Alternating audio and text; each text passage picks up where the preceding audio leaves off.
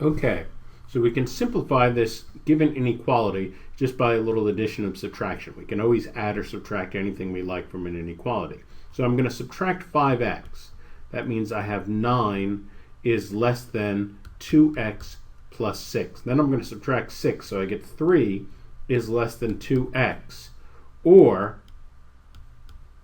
x is greater than 3 halves. Another way to write that, incidentally, is 1 plus 1 half is less than x. So we need values of x that are bigger than 1 plus 1 half. So 3 halves itself doesn't work. 4 thirds is 1 plus 1 third. That's not big enough. 7 quarters is 1 plus 3 quarters. 3 quarters is bigger than a half, so that works. 8 fifths is 1 plus 3 fifths. 3 fifths is bigger than a half, so that works. 10 sevenths, that is 1 plus 3 sevenths. 3 sevenths is less than a half. That doesn't work. 13 eighths is 1 plus 5 eighths. 5 eighths is bigger than a half. That works. 16 elevenths. This would be 1 plus 5 elevenths. 5 elevenths is slightly smaller than 1 half. This doesn't work. 26 seventeenths. This would be 1 plus 9 seventeenths. Half of 17 is 8.5, so 9 seventeenths is bigger than 1 half, so this actually works. So C, D, F, and H are the answers. So here we're given the sequence, and the condition is that each term after the first one is found by multiplying the preceding term by the constant c. So what that means is the second term is the prior term multiplied by this constant c. And similarly, the third term would be the prior term a2 times a constant. Now, we don't know what that constant is, but the first 3 terms are a1, a2, a3, and then keeps going on. The condition is the product of the first 3 terms is 216, and they're asking for what the value of the second term is. So we use this information. I'm going to express everything in terms of the first term.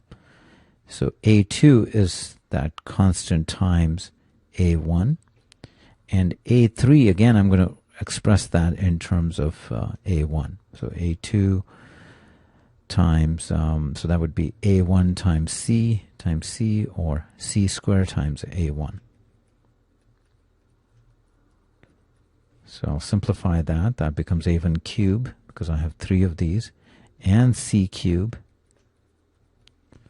So that means a1 times c cubed is 216.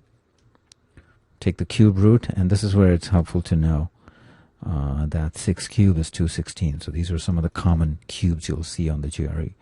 So a1 times c is 6. And you'll notice that that's precisely equal to a2. And that's what they're asking. What is the value of a2? The second term in the sequence is 6. Note here, we don't know what a1 is. There are a lot of options, but a2 is fixed to be 6. So the answer is 6. This question presents us with 2 equations with 2 variables. Our task is to solve for x. Now, this is called a system of equations, and there are several approaches we could take here. Our approach will be to rewrite each of our equations in such a way that we can eliminate one of our variables. Here's what I mean. Let's take our red equation and multiply both sides by 2. When we do this, we get 8x minus 6y equals 26. And we'll multiply both sides of our blue equation by 3 to give us 15x plus 6y equals negative 3. Now notice what happens when we add these 2 equations together. 8x plus 15x equals 23x. Negative 6y plus positive 6y gives us 0 y's. So we've eliminated our y's here. Finally, 26 plus negative 3 equals 23. From here, we divide both sides of this equation by 23 to give us x equals 1, and we see that our answer is C. Okay, let's rewrite our first equation over here and see if we can do anything with it. One thing we should recognize is that the left-hand side of this equation is a difference of squares. so we can factor it to be x plus y times x minus y. Now we should notice that we already know the value of x minus y. It equals 4. So in our equation, we'll replace x minus y with 4. And now let's divide both sides of our equation by 4 to get x plus y equals 3. Now what can we do with this? Well, let's rewrite our equation over here. And also notice that we have a similar equation in our original question. We know that x minus y equals 4. So let's add this to our first equation. And now notice we have a system of equations, and we can solve this by adding the equations together. X plus x equals 2x. X plus negative y equals no y's, so we've eliminated those. And 3 plus 4 equals 7.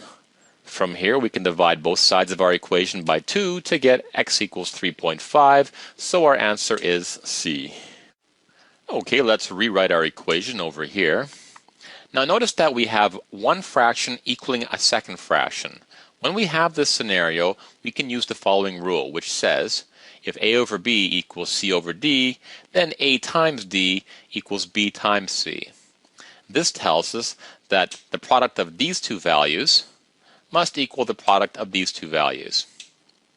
From here, we can expand both sides. We'll expand the left-hand side, and now expand the right-hand side. Now we can subtract x squared from both sides of our equation. Now we can add 10x to both sides. And now we'll subtract 6 from both sides. And finally, we'll divide both sides by 15 to get x equals 1. So our answer is A. Okay, algebra with fractions. Good stuff. First step that we're going to do is what's called fraction busting. We're going to multiply every term here, both sides of the equation, every single term, by the number that is the least common multiple of the denominators. Well, the denominators are 2 and 3. The least common multiple of 2 and 3 is 6. And so all four of these numbers we're going to multiply by 6, and then we won't have fractions. So 5/3 times 6. The 3's cancel, and we're just left with 5 times 2, or 10. 3/2 of 6. The 2's cancel, we're left with 3 times 3, which is 9. 2 times 6 is 12.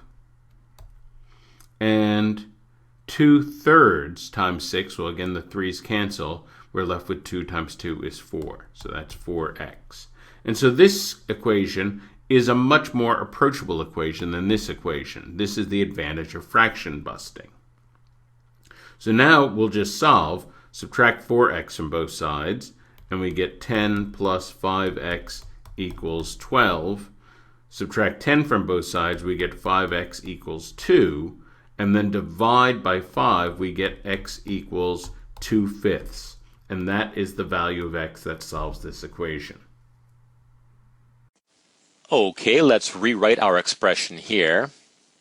Now to begin, we can factor out of the numerator a 2. Also, from the denominator, we can factor a 2.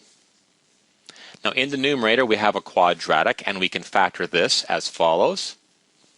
In the denominator, we have another quadratic, and we can factor this. And now we can cross some stuff out. We can cross out our 2's and our x minus 2's, leaving us with x plus 6 over x plus 12, which is equal to E. So this is very interesting. We're given the value of 2x minus 3y. 2x minus 3y equals 6. And then we want the value of 6y minus 4x.